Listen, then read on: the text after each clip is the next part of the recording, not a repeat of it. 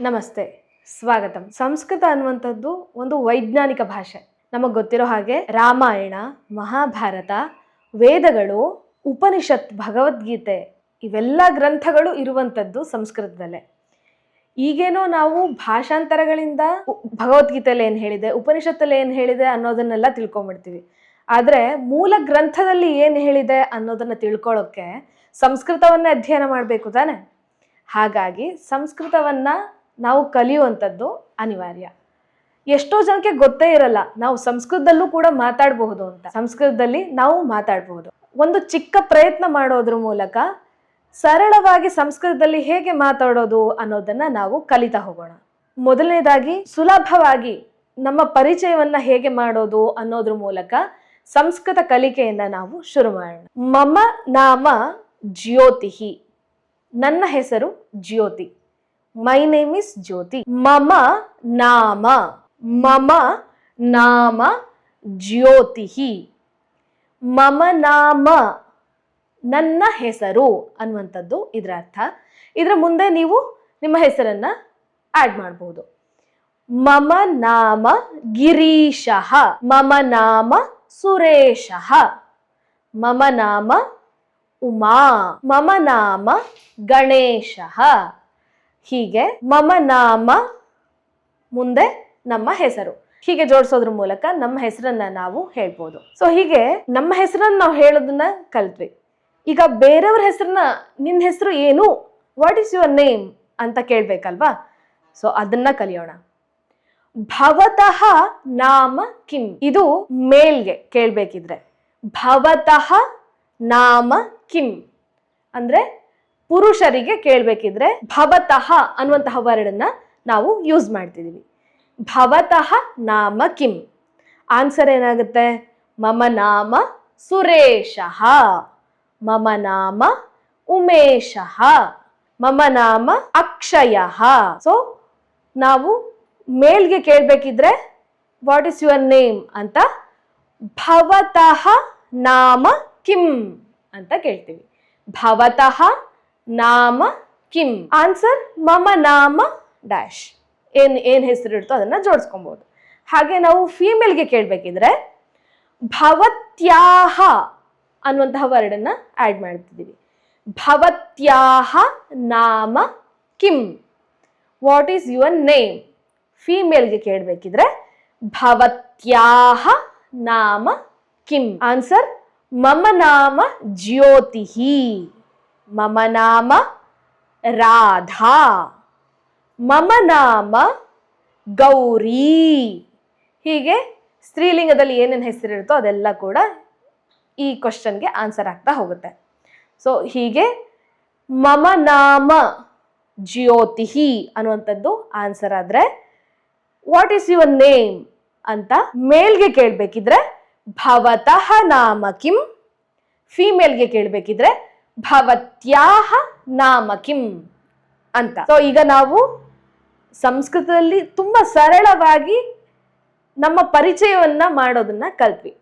So ಬೇರೆಯವರ ಹೆಸರನ್ನ ಕೇಳೋದನ್ನು ಕೂಡ ಕಲ್ತ್ವಿ, ನಮ್ಮ ಹೆಸರನ್ನ ಎಕ್ಸ್ಪ್ರೆಸ್ ಮಾಡೋದನ್ನು ಕೂಡ ನಾವು ಕಲ್ತಿದ್ದೀವಿ.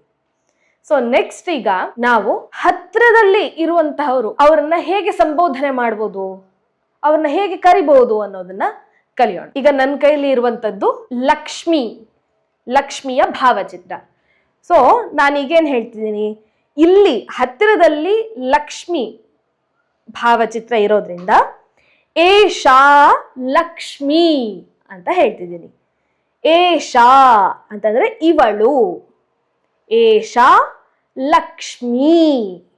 ಏಷಾ ಲಕ್ಷ್ಮಿ. ಏಷಾ ಭಾರತ ಮಾತಾ. ಏಷಾ ಭಾರತ ಮಾತಾ. ಏಷಾ ಕಾ? Who is she? ಏಷಾ ಭಾರತ ಮಾತಾ. ಏಷಾ ದುರ್ಗಾ. ಏಷಾ ದುರ್ಗಾ. ಏಷಾ ಕಾ? ಏಷಾ ದುರ್ಗಾ. ಏಷಾ ಸರಸ್ವತಿ. ಏಷಾ ಕಾ?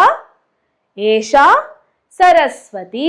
ಈಗ ನಾವು ಸ್ತ್ರೀಲಿಂಗದಲ್ಲಿ ಇವಳು ಅಂತ ಹತ್ತಿರದಲ್ಲಿ ಇರುವಂತಹ ವ್ಯಕ್ತಿಯನ್ನ, ಅದು ಸ್ತ್ರೀಲಿಂಗವನ್ನ ಸಂಬೋಧನೆ ಮಾಡ್ಬೇಕಿದ್ರೆ ಏಷಾ ಅನ್ನುವಂತಹ ವರ್ಡ್ನ ನಾವು ಬಳಸ್ತಿದ್ದೀವಿ.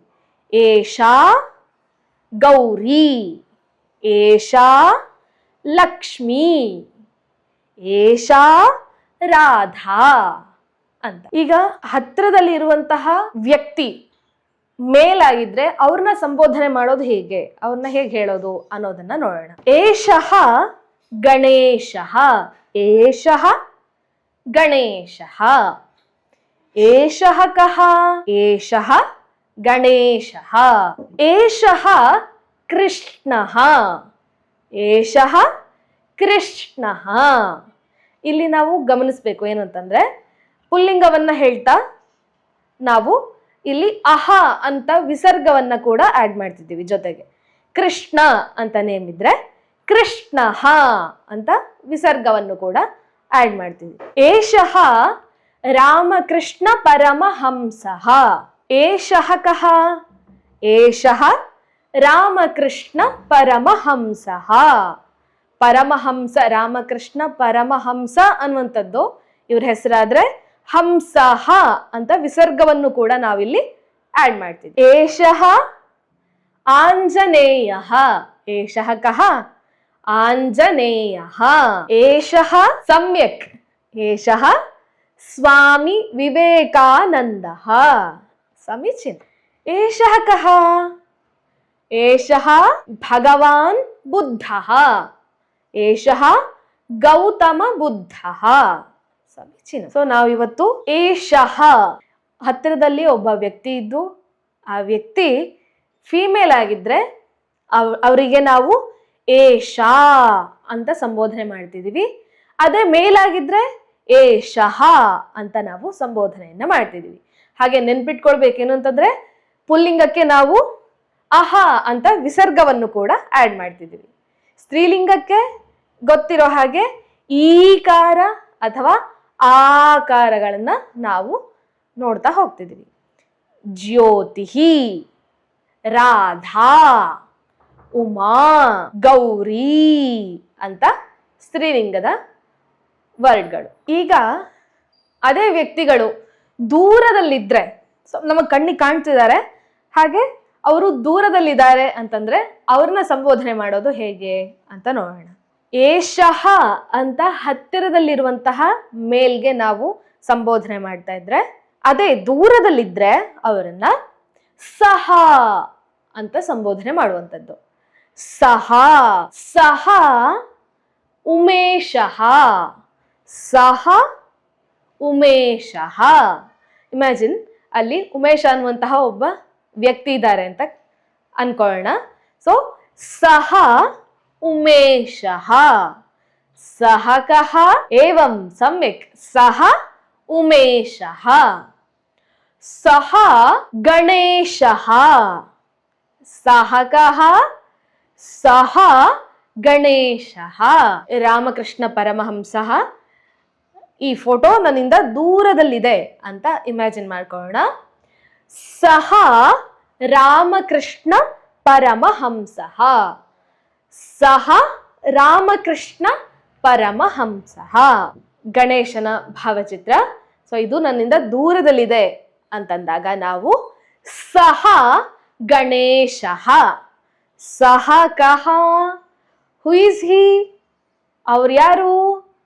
ಸಹ ಗಣೇಶಃ. ಈಗ ಫೀಮೇಲ್ ದೂರದಲ್ಲಿದ್ರೆ ಅವ್ರನ್ನ ಸಂಬೋಧನೆ ಮಾಡುವಂಥದ್ದು ಸಾ ಅಂತ.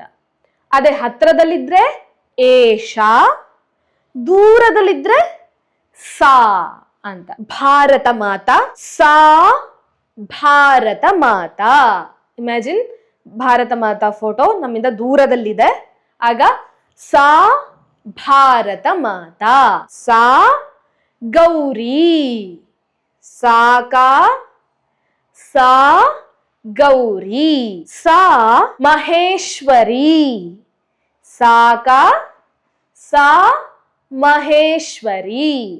ಸಮ್ಯಕ್. ಸೊ ಇವತ್ತು ನಾವು ಕಲ್ತಿರುವಂತಹ ಪಾಯಿಂಟ್ಸ್ಗಳು ಮಮ ನಾಮ ಅಂತ. ಈಗ ನೋಡ್ತಿರೋದ್ರಲ್ಲಿ, ಈಗ ಇದನ್ನ ಕೇಳ್ತಿರೋ ಒಬ್ಬ ಪುರುಷರಲ್ಲಿ ನಾನು ಕೇಳ್ತಿದ್ದೀನಿ, ಭವತಃ ನಾಮ ಕಿಂ? ನೀವು ನಿಮ್ಮ ಹೆಸರನ್ನ ಈಗ ನೀವು ಆನ್ಸರ್ ಮಾಡ್ಬೋದು. ಭವತಃ ನಾಮ ಕಿಂ? ಸಮ್ಯಕ್. ಈಗ ಯಾರಾದ್ರೂ ಫೀಮೇಲ್ ಯಾರಾದ್ರೂ ಮಾತೆಯರು ಆನ್ಸರ್ ಅನ್ನ ಕೊಡ್ಬೋದು.